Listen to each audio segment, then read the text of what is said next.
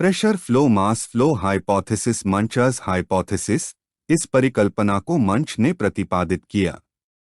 यह परिकल्पना निम्नलिखित सिद्धांत पर आधारित है। ए और बी दो ऑस्मोमीटर्स एक नली टी द्वारा जुड़े हैं। ए और बी दोनों सिस्टम्स को जल से भरे बीकर में रखा और दोनों बीकरों को एक दूसरी नली टी द्वारा जोड़ दिया। दोनों डिफ्यूजन सिस्टम्स की मेम्ब्रेन केवल जल के लिए परमेबल है। सिस्टम्स में शुगर का हाई कॉन्सेंट्रेशन सोल्यूशन वाला सोल्यूशन भरा होता है और बी तंत्र में जल भरा है। ऑस्मोसिस द्वारा जल डिफ्यूजन सिस्टम में प्रवेश करके टर्गर प्रेशर उत्पन्न करेगा, जिससे सोल्यूशन नली टी के द्वारा बी डिफ्यूजन सिस्टम में पहुंचेगा। यदि बी डिफ्यूजन सिस्टम से किसी प्रकार शुगर निरंतर अलग की जाती रहे अथवा व्यय होती रहे, तब सोल्यूशन निरंतर सिस्टम से बी तंत्र सिस्टम की ओर चलता रहेगा और बी डिफ्यूजन सिस्टम से जल लगातार बाहर की ओर बीकर में आता रहेगा, जहां से वह टी नली द्वारा डिफ्यूजन सिस्टम वाले बीकर में आता रहेगा।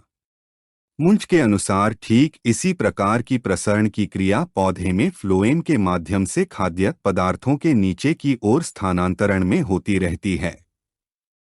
पत्तियां डिफ्यूजन सिस्टम के रूप में, फ्लोएम की कोशाएं नली टी के रूप में और जड़ें बी डिफ्यूजन सिस्टम के रूप में तथा दोनों बीकरों को जोड़ने वाली नलिका टी जाइलम के रूप में कार्य करती हैं।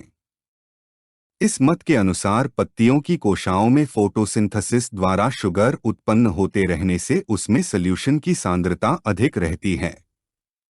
इसी कारण ऑस्मोटिक प्रेशर भी अधिक रहता है। सिस्टम से तुलना कीजिए।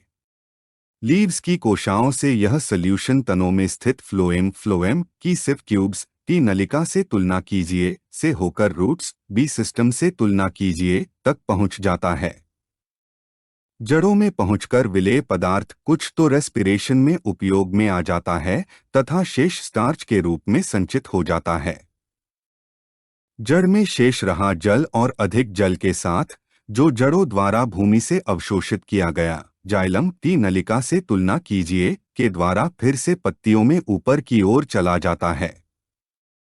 कुछ बातें मुंच की हाइपोथेसिस के विरोध में हैं, परंतु फिर भी इस मत को अधिकतर वैज्ञानिकों द्वारा स्वीकार किया जाता है।